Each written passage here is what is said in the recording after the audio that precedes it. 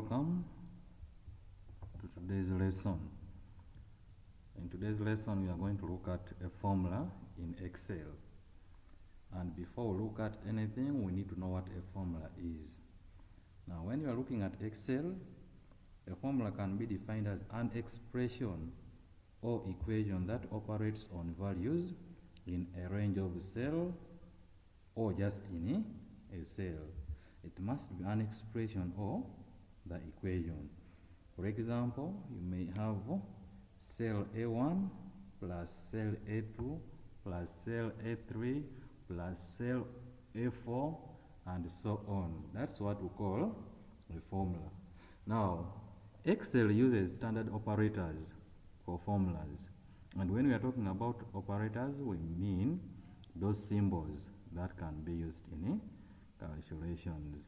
For example, there is a plus sign for addition, a minus sign for subtraction, an asterisk or a star for multiplication, a forward slash for division, and there's what we call a caret for power or exponent. So in Excel, when we are talking about a formula, then you must use those operators. The plus symbol, the minus, they are the ones that will always form for the expression or the equation. Now, all formulas in Excel must begin with equal sign. Without the equal sign, you will not be able to return the answer. Now, for this case, we have an example here that we are going to use to summarize that. So let me go through the question. As a treasurer to your school's debating club, use Spreadsheet software to prepare the budget below. Save your work as your name and personal number. As you can see, the table is there that they want you to come up with. So let me first come up with that. Still, I will use my folder I created, and inside here I'm going to create my spreadsheet by right-clicking, new, then Microsoft Excel worksheet, and this time they have said your name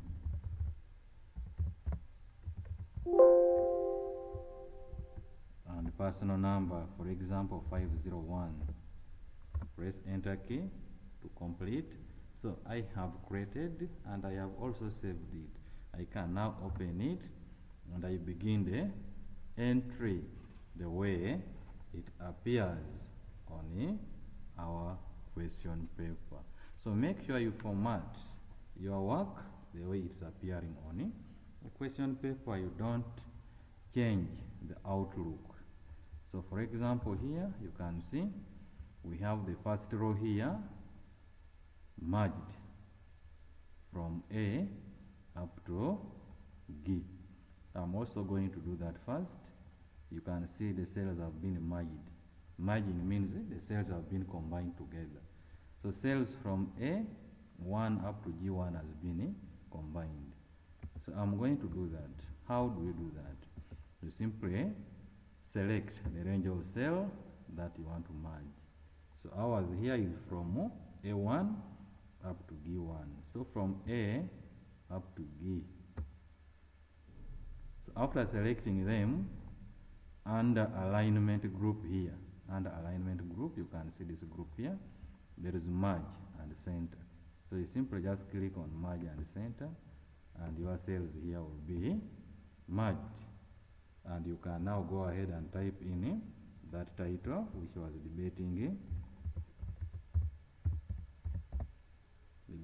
end of year party budget.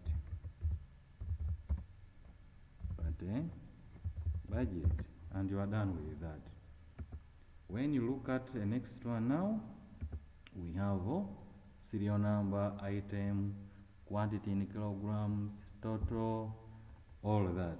You also enter them. Now you can pause the video for this table as you are entering. So the first one here is S stroke N, there is item, there is a quantity, and that quantity is in kilograms, kgs.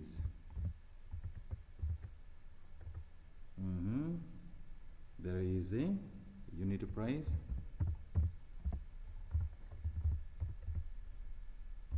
in shillings. Someone may ask, what am I using to go to the next? I'm just pressing on a tab key. Then there is a, actually you can even see here, this one is small, so you expand it. Expand it. I always do it at once, but now you can expand. This one also, expand it. And you go to the next one, which is a total cost.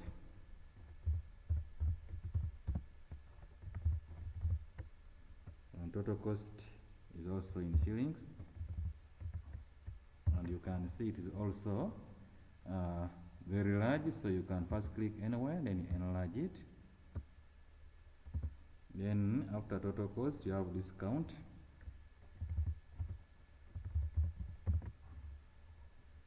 The same, enlarge a bit. Then there is a discounted price.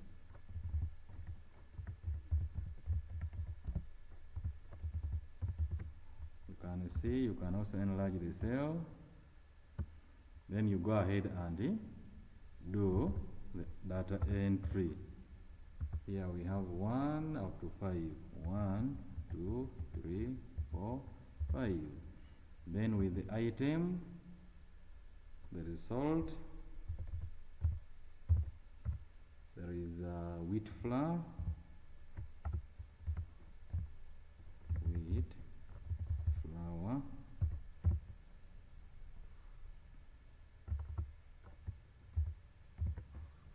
so you can see it has gone beyond the cell. So here you can enlarge, because that's what was also done on the question paper. Then you can continue until you are done with your entry.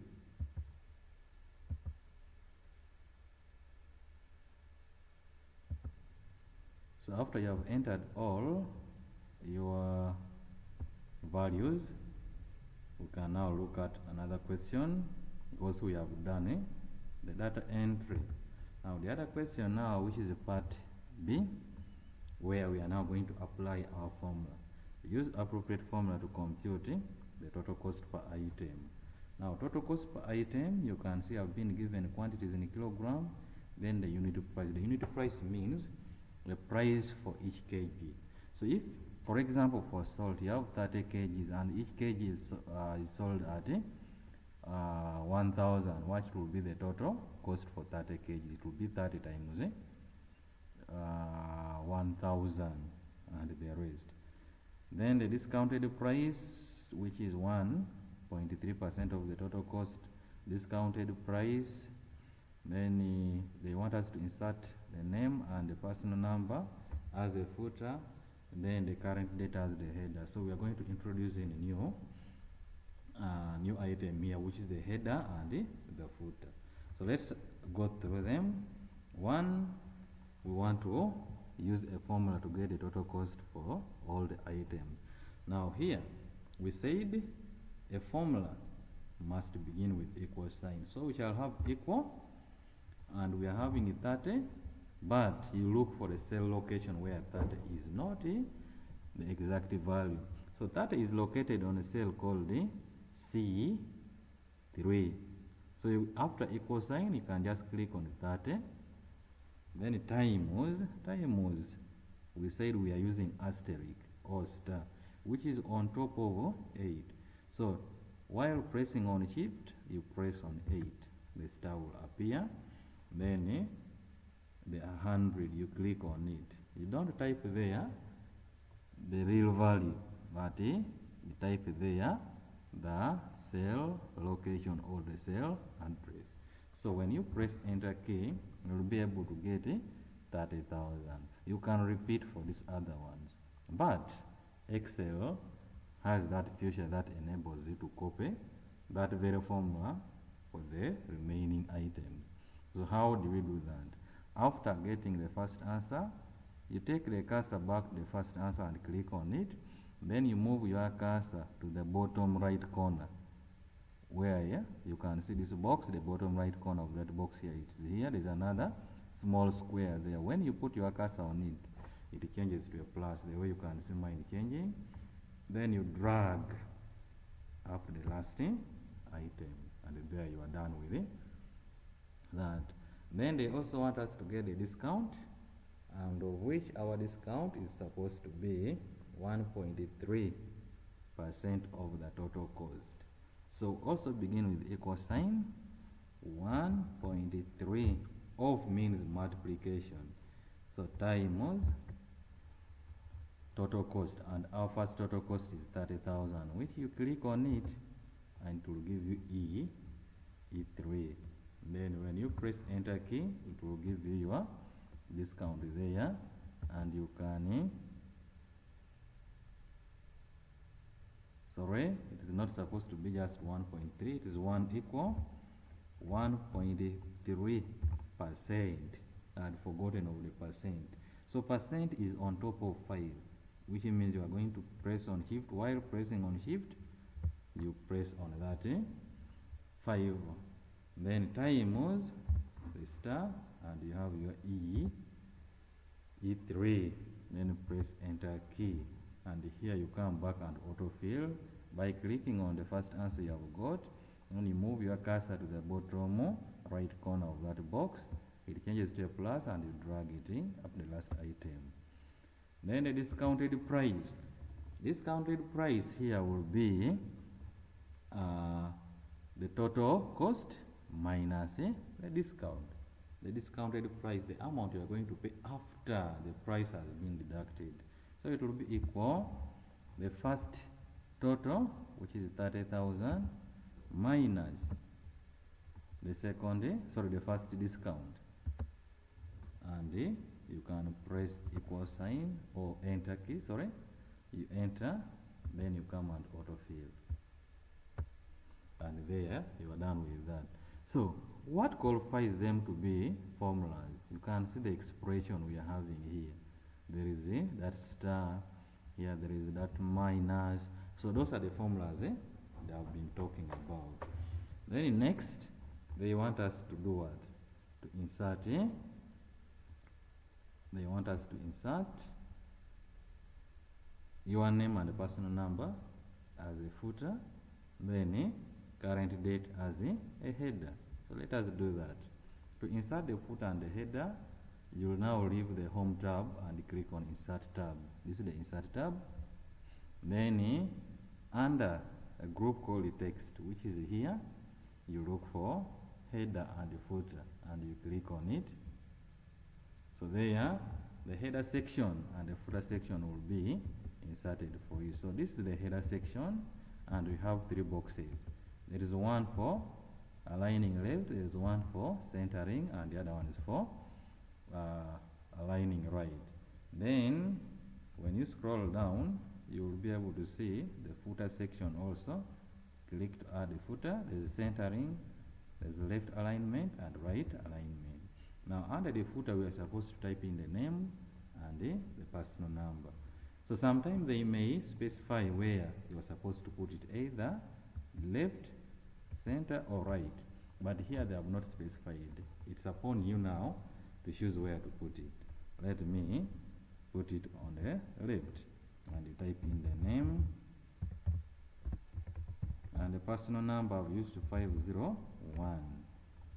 Then when you click inside here, you have inserted the footer. As simple as that.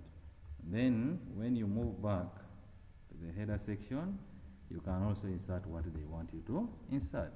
Now for this case, they want the current date and time. So what you do, you can specify where you want your header to appear. Like for this case, I'm going to put it to the right. Then with the current date and the time, we don't type it, but we get it from the program here. So under header and footer tools, there is a design. Under design, you can see we have page number, we have number of pages, current date, current time, there is file path. But for now, they want us to insert the current date. I'm going to insert the current date and the current time. You simply click on the current date. You will see there and the date. Then I can also insert the current time.